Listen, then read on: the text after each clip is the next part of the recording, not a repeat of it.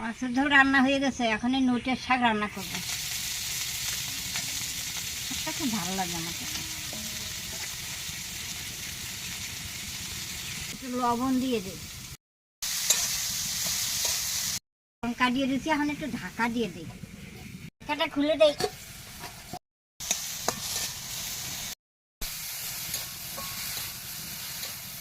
রসুন থেতো করে দিয়ে দিই।